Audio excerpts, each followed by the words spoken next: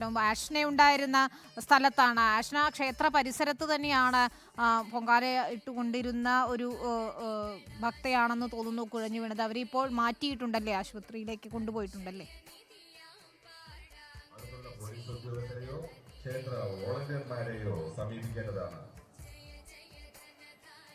പൊങ്കാല അർപ്പിക്കുവാനായി വിളിക്കേണ്ടുള്ള ഭക്തജനങ്ങളുടെ പ്രത്യേക ശ്രദ്ധ.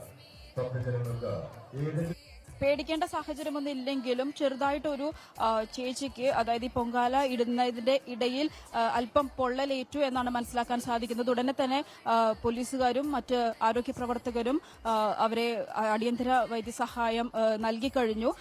പേടിക്കേണ്ട സാഹചര്യമില്ല എന്നാണ് മനസ്സിലാക്കുന്നത്. കൂടുതൽ വിവരങ്ങൾ ലഭ്യമായിട്ടില്ല.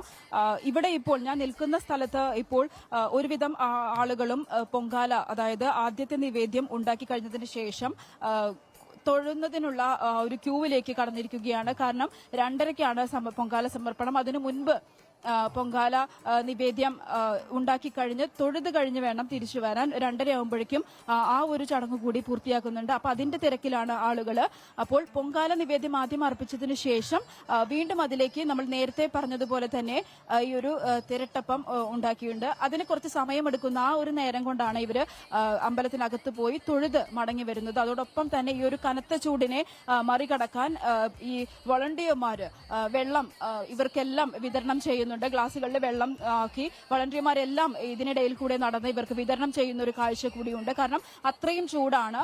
ഇവിടുന്ന് ഇടയ്ക്കിടെ നിർദ്ദേശം നൽകുന്നുണ്ട്, തീ ആളിപ്പടരും, കാറ്റുണ്ട്, നല്ല ചൂടാണ്. അതുകൊണ്ട് അവരവരുടെ ഭാഗങ്ങളിലുള്ള എല്ലാം അവരവർ തന്നെ ശ്രദ്ധിക്കണം, വസ്ത്രങ്ങളെല്ലാം ഒതുക്കി വെക്കണം എന്നുള്ള നിർദ്ദേശങ്ങൾ ഇടയ്ക്കിടെ ഇവിടെ നൽകുന്നുണ്ട്. എങ്കിൽ പോലും ഇപ്പോൾ ഇങ്ങനെ ഒരു സാഹചര്യം ഉണ്ടായിട്ടുണ്ട്. നിലവിൽ വലിയ കുഴപ്പമില്ല, അല്ലെങ്കിൽ ആ ചേച്ചിയുടെ നില ഗുരുതരമല്ല എന്നാണ് നമുക്ക് അറിയാൻ കഴിഞ്ഞിരിക്കുന്നത്. ഏതായാലും അടിയന്തര വൈദ്യസഹായം ലഭിച്ചിട്ടുണ്ട്.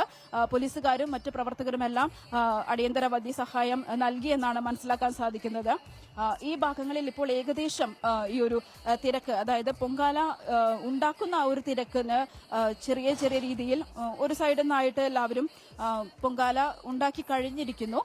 മറ്റ് കാര്യങ്ങൾ, അതായത് 1-2 വിഭവങ്ങൾ, ഒന്നിൽ കൂടുതൽ വിഭവങ്ങൾ ഉണ്ടാക്കുന്ന ആളുകൾ മറ്റ് വിഭവങ്ങൾ, അതായത് അധികം ശ്രദ്ധ വേണ്ടാത്ത തിരട്ടപ്പമൊക്കെ വെച്ച് കഴിഞ്ഞാൽ അത് അവിടെ ഇരുന്ന് ആയിക്കോളും, മറ്റ് പൊങ്കാല പോലെ തിളച്ചു പോവില്ല. അതുകൊണ്ട് അത് വെച്ചതിന് ശേഷം അമ്പലത്തിലേക്ക് തൊഴാൻ പോകുന്ന ഒരു അവസ്ഥയാണ്. ഇപ്പൊ അതിന്റെ തിരക്കാണ് ആ ഒരു നടയിൽ കാണാൻ സാധിക്കുന്നത്. കാരണം എത്രയും പെട്ടെന്ന് തൊഴുത് തിരിച്ചു വന്നതിന് ശേഷം, അതായത് 2:30ക്ക് മുന്നേ തൊഴുത് കഴിയണം എന്നുള്ള ഒരു ഉദ്ദേശത്തോടെയാണ് എല്ലാവരും ഇത്രയും വേഗത്തിൽ പൊങ്കാല നടത്തി അങ്ങോട്ട് പോകുന്നത്. 2:30ക്കാണ് പൊങ്കാല നിവേദ്യ സമർപ്പണം നടക്കുന്നത്.